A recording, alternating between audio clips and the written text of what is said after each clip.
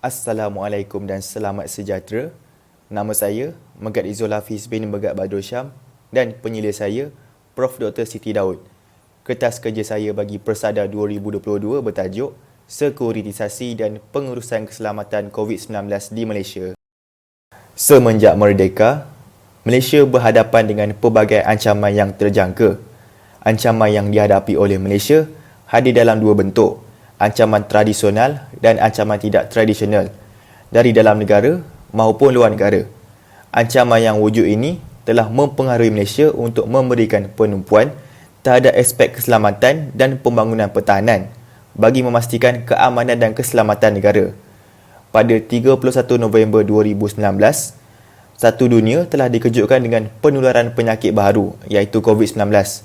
Pergerakan bebas manusia dan berangan disebabkan globalisasi menyebabkan virus ini merebak dengan cepat ke seluruh pelosok dunia.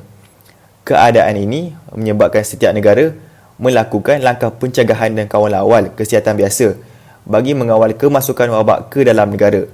Namun begitu, penularan virus yang tidak lagi terkawal menunjukkan langkah yang diambil ini tidak lagi berkesan, yang mana ia telah memberikan implikasi kepada sistem ekonomi, sosial, politik dan kesihatan negara. Dalam erti kata lainnya, COVID-19 mengancam individu dan komuniti. Disebabkan hal ini, hampir setiap negara termasuk Malaysia menjadikan usaha mengawal virus sebagai agenda utama keselamatan nasional.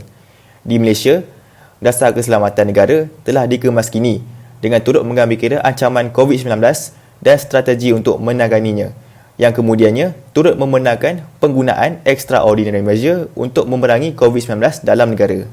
Objektif kajian kertas kerja ini berasaskan kepada tiga persoalan utama.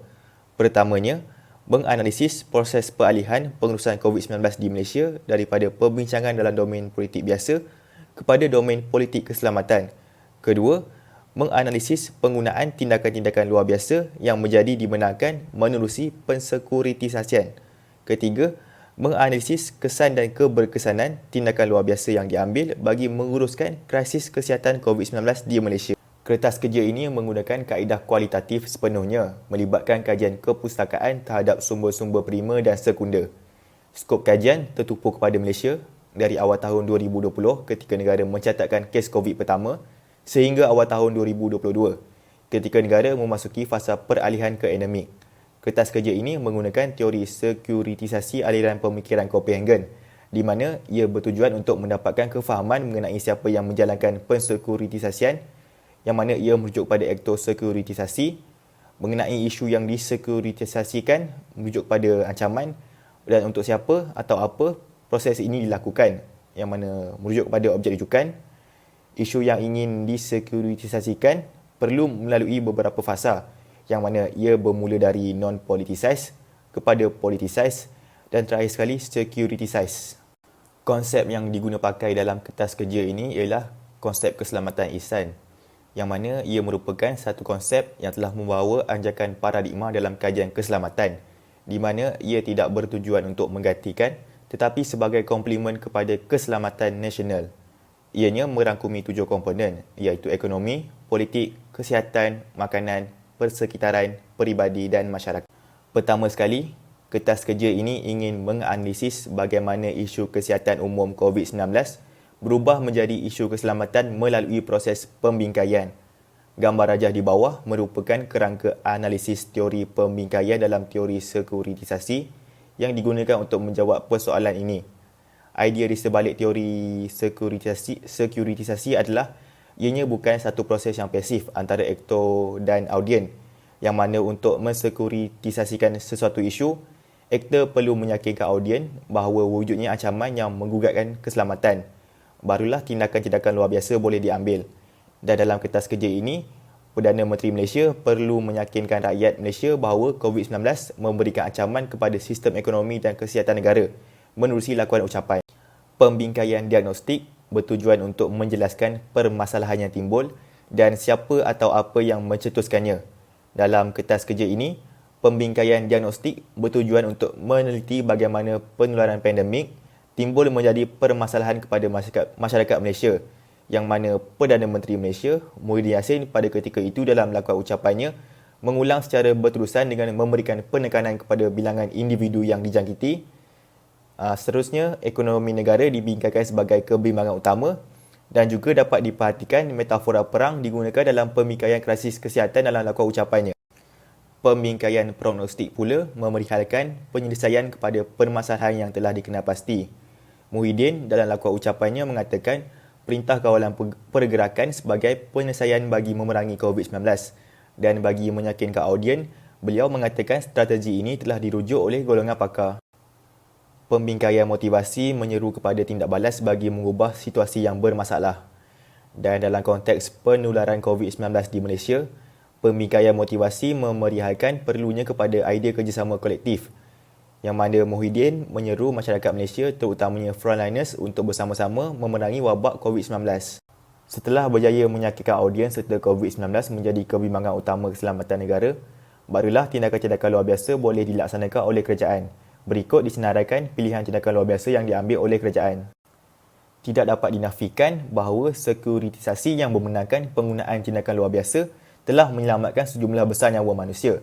Namun begitu, ianya adalah bermasalah kerana aktor keselamatan negara mengawal agenda kesihatan awam, yang mana ia menjurus kepada pemahaman sempit permasalahan kesihatan kerana ianya dianggap sebagai sebahagian daripada agenda keselamatan negara, dan dengan itu meletakkan perspektif keselamatan nasional melangkaui dimensi keselamatan insan.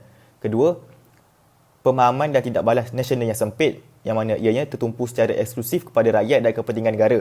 Ketiga, melumpuhkan kerjasama serantau. Keempat, pengantungan pergerakan manusia dan barangan disebabkan sekuritisasi ini menyalahkan keretenan struktur ekonomi dunia yang mengikut corak neoliberal. Dan yang terakhir, Malaysia menanggung kerugian berbilion-bilion ringgit Malaysia semasa PKP. Sebagaimana yang sedia maklum, sekuritisasi COVID-19 secara berpanjangan adalah bersifat tidak mampan kerana ia memburukkan lagi kesan pandemik, yang mana sekuritisasi itu sendiri memberikan ancaman yang lebih berbanding virus. Oleh itu, Malaysia mula mengubah persepsi terhadap COVID-19 yang mana berlaku persepadanan semula friend and enemies distinction. Dapat juga diperhatikan berlaku perubahan dalam ucapan, keputusan politik dan praktik dasar oleh kerajaan Malaysia. Kertas kerja ini menghujahkan bahawa terdapat dua cara isu COVID-19 menjadi disekuritisasikan melalui pengubalan pelan pemulihan negara, dan yang kedua, ucapan Perdana Menteri Ismail Sabri berkenaan fasa peralihan ke endemik yang buka kuasa pada 1 April 2022. Pelan pemulihan negara merupakan strategi peralihan keluar Malaysia secara berfasa dari kemelut pandemik, berpandukan kepada 3 indikator utama iaitu jumlah kes baru harian, penggunaan ICU dan kadar vaksinasi bagi mereka yang layak. Ketiga-tiga indikator ini menjadi penunjuk kemajuan kerajaan untuk membuat keputusan melonggarkan sekatan berpandukan kepada bukti saintifik dan empirikal. Seterusnya ialah fasa peralihan ke endemik, yang mana peralihan ini dalam masa yang sama telah menjustifikasikan keberkesanan tindakan luar biasa yang diambil bagi memerangi wabak. Dalam fasa ini, COVID-19 mula dilihat sebagai sesuatu yang mudah diramal dan diuruskan. Berlaku perubahan daripada pendekatan berorientasikan keselamatan kepada pendekatan berpusatkan kesihatan maupun pendekatan berpusatkan kepada pengurusan risiko.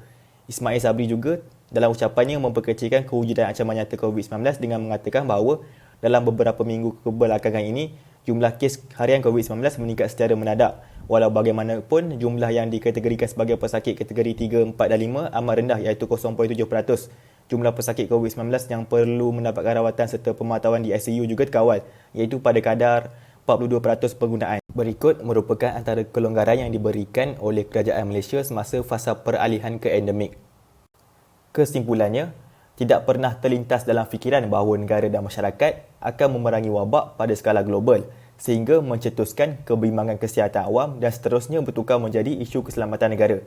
Sekuritisasi COVID-19 merupakan proses apabila krisis kesihatan COVID-19 dilabelkan sebagai ancaman nyata kepada keselamatan negara dan dengan itu mewajarkan penggunaan tindakan luar biasa sebagai respon yang perlu terhadapnya. Namun begitu, takrifan umum sekuritisasi itu sendiri menunjukkan tindak balas segera terhadap krisis berbanding mewujudkan keadaan kesiapsiagaan terhadap krisis. Biarpun Malaysia sekarang sedang berada dalam fasa peralihan ke endemik, COVID-19 telah mendedahkan kepincangan dasar pembangunan negara dan juga sistem penjagaan kesihatan awam Malaysia. Kerajaan perlu memastikan sektor penjagaan kesihatan awam ini tidak hanya kembali pulih seperti era pra-pandemik, tetapi menjadi lebih berdaya tahan bagi melindungi rakyat daripada krisis kesihatan pada masa akan datang dengan memfokuskan kepada usaha untuk mencegah berbanding menangani ancaman.